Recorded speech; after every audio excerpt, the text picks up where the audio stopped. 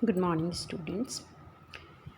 Already I have explained the first chapter from your book Flamingo, and name of the chapter was The Last Lesson, written by Alfonso Daudet. So this is the second part of the chapter which I am going to continue further. So let's begin from here. Poor man, it was in honor of this last lesson that he had put on his fine Sunday clothes. And now I understood why the old man of the village was sitting there in the back of the room. It was because they were sorry too that they had not gone to school more. It was their way of thanking our master for his 40 years of faithful service and of showing their respect for the country that was theirs no more. Now, what French is thinking? French जो है वो एक student का नाम है जो कल chapter आपको स्टार्ट किया था उसमें बताया था कि किस तरह मिस्टर हैमिल को अपना लास्ट लेसन डिलीवर करना होता है फ्रेंच लैंग्वेज का। वो बेसिकली एक लैंग्वेज टीचर होते हैं और फ्रेंच बच्चा जो है क्लास में वो पार्टिसिपल्स का जो होमवर्क दिया गया होता है उसको लेकर के काफ़ी डरा होता है और क्लास में आना नहीं चाहता है। तो जब क्लास में आता है तो उस दिन क्लास का सारा सीन चेंज होता है और फ्रेंच का रिएक्शन कैसे होता है इस चैप्टर में हम फर्दर कंटिन्यू करने जा रहे हैं। अब फ्रेंच कहता है poor man mister M Hamel को देख करके कि बेचारे it was in honour of his last lesson that he had put on his fine Sunday clothes. ये उनका लास्ट लेसन है, इसीलिए शायद उन्होंने संडे वाले वो अच्छी सी ड्रेस पहन रखी है। और अब मुझे समझ में आ रहा है कि क्यों विलेज के सारे बुज़ुर्ग लोग जो हैं वो क्लास के बैक सीट पे बैठे हुए हैं, क्योंकि वो सारे के सारे सॉरी फील कर रहे हैं क्योंकि वो भी अपने टाइम में स्कूल बहुत ज़्यादा नहीं गए हैं और ये उनका अपना ही तरीका है टीचर को यानी कि मास्टर को उनके 40 इयर्स 40 साल की जो फेथफुल सर्विस थी उसके लिए थैंक्स शो करने का और रिस्पेक्ट शो करने का कि उन्होंने इस कंट्री में ऑलमोस्ट 40 इयर्स जो है फ्रेंच लैंग्वेज पढ़ाया था। तो जो गांव के लोग थे, विलेज के जो लोग थे, वो इसके अपनी प्रेजेंस के थ्रू मिस्टर एम हैमल को थैंक्स शो कर रहे थे और ये बात अब फ्रेंच को समझ आ गई थी। While I was thinking of all these, I heard my name called. It was my turn to recite. What would I not have given to be able to say that dreadful rule for the participle all through? अब ये सारा कुछ French सोच ही रहा था, तब तक उसका नाम पुकारा गया। अब उसका टर्न था रिसाइट करने का। अब उसे डर लगने लगा कि वो ड्रेडफुल यानी कि भयानक हॉरिबल रूल्स पार्टिसिपल्स के अगर मुझे याद नहीं हुए और मैं नहीं बोल पाया तो मेरे को क्या पनिशमेंट मिलेगी। Very loud and clear and without one mistake, मुझे सारे रूल्स बिना किसी मिस्टेक के बहुत ही लाउड और क्लियर वे में बोलने पड़ेंगे। But I got mixed up on the first word and stood there holding on to my desk and my heart beating and not daring to look up. पर मैंने सारा strength इकट्ठा किया और पहले ही बार बुलाए जाने पर मैं खड़ा हो गया अपनी बेंच पे और मेरी हार्ट बीट बहुत तेज़ी से चल रही थी। मैं सामने देख भी नहीं पा रहा था। आई हर्ड एम हैमल से to me, I won't scold you little French, you must feel bad enough. See how it is. Every day we have said to ourselves, wow, I have plenty of time. अब M हैमिल क्या कहते हैं कि मैं तुम्हें scold नहीं करूँगा, little French यानी कि छोटे से फ्रेंच, मैं तुम्हें स्कोल्ड नहीं करूँगा, पनिशमेंट नहीं दूँगा। इस आज हम सभी, इवन तुम भी काफ़ी बुरा फील कर रहे हो। देखो किस तरह डेली हम ये अपने आप को कहते थे कि हमारे पास बहुत समय है फ्रेंच पढ़ने के लिए। जैसे मोस्टली स्टूडेंट्स क्लास में होते हैं और अपने काम को कल के भरोसे छोड़ देते हैं और टुमारो के ऊपर लीव करके और अपने आप को रिलैक्स कर लेते हैं। तो वही बात यहाँ पे कह रहे हैं M Hamel. I will learn it tomorrow and now you see where we have come out. जब हम ये कहते हैं ना I will learn it tomorrow, तो वो एम हैमिल कह रहे हैं कि देखो आज हम ये टुमारो टुमारो करते करते कहाँ खड़े हैं। That's a great trouble with Elsa. She puts off learning till tomorrow. Now, those fellow out there will have the right to say to you, how is it you pretend to be Frenchman and yet you can neither speak nor write your own language? अब वो कह रहे हैं कि ये हमारी सबसे बड़ी एलसेक के लोगों की सबसे बड़ी प्रॉब्लम थी कि ज़्यादातर हम लर्निंग को कल के भरोसे छोड़ देते थे। अब देखो मेरे फेलो कि आज हम कहाँ आ गए हैं। जब हम ये बात कहते थे तो देखो हाउ इज़ इट, आज कैसा है। क्या हम अपने आप को सच्चे फ्रेंचमैन कह सकते हैं, जबकि ना तो हमें फ्रेंच अच्छी तरह बोलना आता है, ना ही हम उस लैंग्वेज को लिख सकते हैं। But you are not the worst, poor little French. We have all a great deal to reapproach ourselves. फिर एमएमएल क्या कहते हैं कि सिर्फ तुम्हारी ही कंडीशन बुरी नहीं है, यानी कि तुम्हें ही फ्रेंच लिखना और पढ़ना नहीं आता, ऐसा नहीं है। हम सभी जो हैं वो अपने आप को दोबारा देखने की और समझने की कोशिश करें। Your parents were not anxious enough to have you learn. They pretend to put you to work on a farm or at the mill so as to have a little more money, and I have been blamed also. कहते हैं तुम्हारे parents जो है तुम्हारी study को लेकर के बहुत ज़्यादा टेंशन नहीं लेते थे, वरी नहीं करते थे। वो सारा का सारा काम अपने फार्म का, मील का, वो थोड़े ज़्यादा पैसे कमाने के चक्कर में, ज़्यादा पैसे बनाने के लिए उन कामों को करना ज़्यादा पसंद करते थे। और मैं भी अपनी ब्लेम को एक्सेप्ट करता हूँ, मैं भी कम रिस्पॉन्सिबल नहीं हूँ। Have I not often send you to water my flower instead of learning your lesson. क्या मैंने इस लेसन को पढ़ने की बजाय तुम्हें अपने पौधों को पानी डालने के लिए नहीं भेजा है। And when I wanted to go fishing did I not just give you a holiday. और जब मुझे फिशिंग के लिए जाना होता था तो क्या मैंने तुम सभी बच्चों को हॉलीडे नहीं दिया है। Then from one thing to another, M. Hamel went on to talk of the French language. अब इस तरह एक एक करके एम हैमिल जो हैं वो फ्रेंच लैंग्वेज के बारे में बात करते गए, saying that it was the most beautiful language in the world. और साथ ही उन्होंने ये कहा कि फ्रेंच जो है पूरी दुनिया का सबसे खूबसूरत लैंग्वेज है, the clearest, the most logical, that we must guard it among us and never forget it, because when a people are enslaved as long as they hold fast to their language, it is as if they had the key to their prison. अब उन्होंने इसके बारे में क्या कहा कि ये सबसे क्लियरेस्ट है और सबसे ज़्यादा लॉजिकल लैंग्वेज है और हमें इसका प्रोटेक्ट करना चाहिए, गार्ड करना चाहिए, हमें इसको कभी भी भूलना नहीं चाहिए। रीज़न क्या है कि जब कभी किसी कंट्री के लोग इंस्लेव्ड होते हैं, enslaved means here, enslaved means गुलाम। जब कोई हमारे ऊपर कंट्रोल कर लेता है, यानी कि कोई और बाहर के लोग आकर के हमारी कंट्री और हमारे कंट्री के पीपल को गुलाम बना लेते हैं, तो जितनी देर तक हमारा लैंग्वेज पे कंट्रोल होता है उतनी ही जल्दी हमें उनकी ग़ुलामी से आज़ादी मिल जाती है। क्योंकि अगर हम उसमें बात करते रहें, उसे बोलते रहें, लिखते रहें, पढ़ते रहें, तो हम अपनी कंट्री से अटैच्ड फील करते हैं। Then he open the grammar and read us our lesson. उसके बाद उन्होंने ग्रामर की बुक ओपन की और हमें लेसन पढ़ के सुनाया। I was amaze to see how well I understood it. All he said seem so easy I think too that I had never listen so carefully.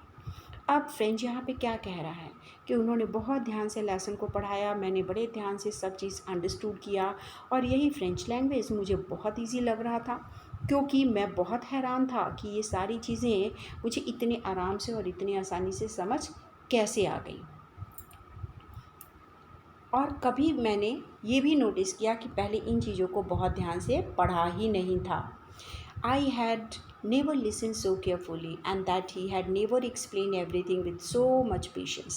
और मेरे टीचर ने यानी कि एम हैमल ने भी सब कुछ इतना पेशेंटली पहले कभी भी एक्सप्लेन नहीं किया था। It seemed almost as if the poor man wanted to give us all he knew before going away and to put it all into our heads at one stroke. One stroke means here, at one stroke means एक बार में ही इकट्ठा। ऐसा लग रहा था कि वो बेचारे एम हैमिल जो हैं वो जितना उन्हें नॉलेज है वो सारा कुछ हमें दे देना चाहते हैं और सीधी बात कहें तो एक बार में ही हमारे दिमाग में वो सारा नॉलेज भर देना चाहते हैं। सो after the grammar we had a lesson in writing. That day M. Hamel had new copies for us written in a beautiful round hand French Alsac. They grammar lesson के बाद एम हैमल ने new copies निकाली। बहुत ही सुंदर hand writing में लिखी गई थी और सब पे क्या लिखा हुआ था? फ्रेंच एल्सेक सभी कॉपीज़ के ऊपर लिखा हुआ था। Then look like little flag floating everywhere in the school room hung from the rod at the top of a desk. ऐसे लग रहा था जैसे पूरे क्लासरूम में फ्रेंच का फ्लैग लहरा रहा है, यानी कि जो हमारा बेंच था उसके आगे एक रॉड लगा था और सभी ने अपने अपने बेंच के ऊपर उस फ्लैग टाइप ऑफ पेपर को हैंग कर दिया था। You ought to have seen how everyone set to work and how quiet it was. The only sound was the scratching of the pens over the paper. अब वो ought to means should to और ought to दोनों का मतलब same ही होता है। तो कहते हैं तुम्हें ये देख करके देखना चाहिए था कि कैसे सारे लोग शांत होकर के काम कर रहे थे। सिर्फ एक ही वहाँ पे आवाज़ आ रही थी, वो जब पेपर के ऊपर पेन चलाते हैं तो उसकी जो स्क्रैचिंग की आवाज़ आती है, सिर्फ वही साउंड क्लास में आ रहा था।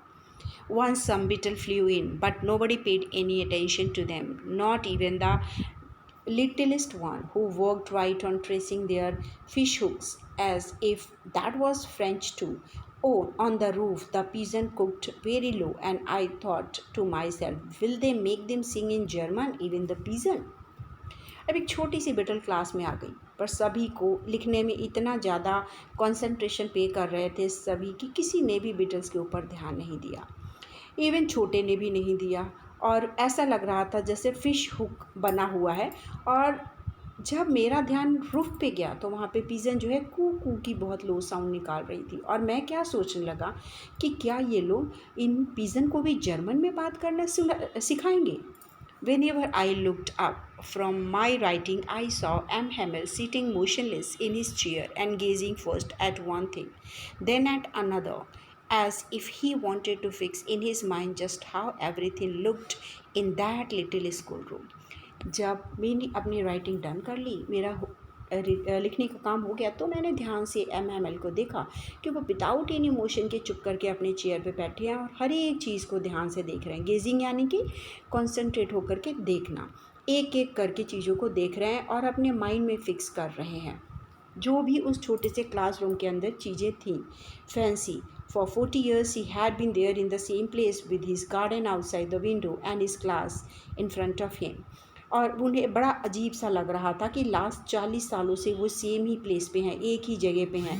इस क्लास के बाहर उनका एक छोटा सा गार्डन है और उसमें विंडो लगा हुआ है क्लास के अंदर, और क्लास के अंदर वो खुद खड़े हैं।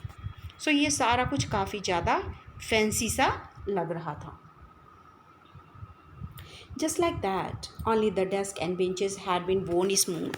The walnut trees in the garden were taller, and the hope vine that he had planted himself twined about the window to the roof.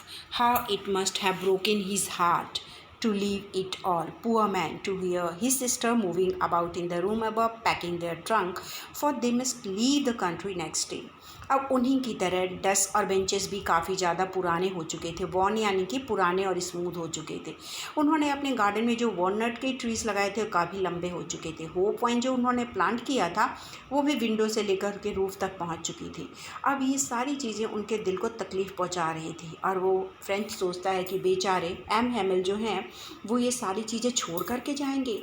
और इसके बाद ही उसके सिस्टर की आवाज़ आती है रूम में, जो ट्रंक में अपना सारा सामान पैक कर रही हैं क्योंकि नेक्स्ट डे उन्हें अपना कंट्री छोड़ करके जाना है। But he had the courage to hear every lesson to the very last. After the writing, we had a lesson in history, and then the babies chanted their Baba, Bibi, Boo. Down there at the back of the room, old Hauser had put on his spectacles and, holding his primer in both hands, spelled the letter with them. पर वो अपने सारे lesson को बहुत last तक पढ़ाना चाहते थे। राइटिंग के बाद हमें हिस्ट्री का उन्होंने नॉलेज दिया और जैसे जैसे हम वॉवल्स को चैंट करते हैं, बोलते हैं, वॉवल्स को चैंट करने का यह मतलब है फोनेटिक्स, यानी कि जैसा वो साउंड क्रिएट करता है। सो उसके बाद डाउन देयर रूम में पुराने हॉजर जो थे उन्होंने स्पेक्स लगाया और अपने प्राइमर को दोनों हाथों में पकड़ा और उसमें जो लेटर लिखे गए थे वो उसी तरह स्पेल करने की उन्होंने कोशिश की, यानी कि बोलने की कोशिश की। You could see that he too was crying, his voice trembled with emotion, and it was so funny to hear him that we all wanted to laugh and cry. अब वो जब लेटर को प्रोनाउंस कर रहे थे, बोल रहे थे, तो उनकी आवाज़ जो है काफ़ी भारी हो गई थी। ऐसे लग रहा था जैसे वो इमोशन से भरे हुए हैं और रो देंगे। हमें वो सुन कर के काफ़ी ज़्यादा फ़नी लग रहा था। हम रोने की कोशिश भी कर रहे थे और हंसी भी आ रही थी।